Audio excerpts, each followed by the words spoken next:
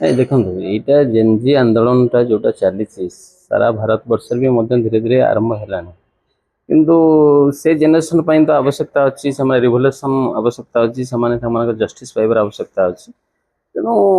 नवीन बाबू जोटा किसी रिमार्क्स देना ठीक अच्छे चिंताधारा चिंता करके देवे किसी असुविधा नहीं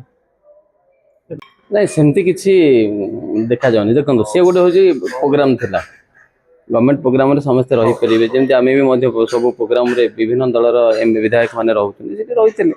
ସେଇଟା କୁ ନେଇକି ଗୋଟେ ଇସ୍ୟୁ କରିବାର କୌଣସି କିଛି ଆବଶ୍ୟକତା ନାହିଁ ଆଉ ଯୋଉ ଆପଣ କହୁଛନ୍ତି ବରିଷ୍ଠ ମାନଙ୍କର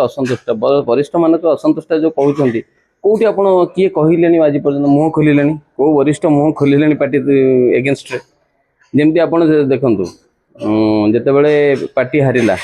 ତାପରେ ପରେ ଆପଣ ବହୁତ ବରିଷ୍ଠଙ୍କ ମୁହଁରୁ ଶୁଣିଥିବେ ପାର୍ଟି ଏଗେନଷ୍ଟ କଥା ପାର୍ଟି ଏମିତି ହେଲା ପାର୍ଟି ସେମିତି ହେଲା କିନ୍ତୁ ଆଜି ପର୍ଯ୍ୟନ୍ତ ଏବେ ଏବେ ଆପଣ ଯୋଉ କହୁଛନ୍ତି ମ୍ୟାଡାମ ସୁଜାତା ଆସିଲା ପରେ କୌଣସି ବରିଷ୍ଠ ତ ଆଜି ପର୍ଯ୍ୟନ୍ତ ମୁହଁ ଖୋଲି ନାହାନ୍ତି ना सेमती कहीं किसी सेमती आपण सेटा को नेगेटिव नवा आवश्यकता नहीं मंचरे रहिला बेले भी आमे भी मध्य जत मंचरे रहउछु आमे सरकार विषय कहूछु से माने विरोध रे कहउछंदी त एटा गोटे प्रोसेस ए अनुसार एतरे किसी सेमती किसी नहीं आपण बिजु जनता दल ठीक अछि आगो की भी ठीक रहिबो एवं बीजेपी कहउछि जे बिजु जनता दल ठीक था किंतु जेते सुजाता आसिले आ विलीन हो जिवो नहीं ये जो स्टेटमेंटा आपण माने कहउछंदी आपण माने देखिलेनी कि सेमती किसी स्टेटमेंट सीनियर लीडर मानक पाखर आसीबा बिजु जनता दल आसीबा बिजु जनता दल असंतोष कोठी आपण मार्क कलेनी कि को जगह रे भी यदि किसी मार्क करना ताले काहे कि हम सेटा को कहबा दिस इज ए परसेप्शन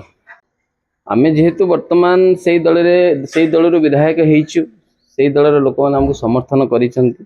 तेणु जेपर्यंत आम अच्छु दल में आम निश्चित रूपे दल फर कहूँ जदि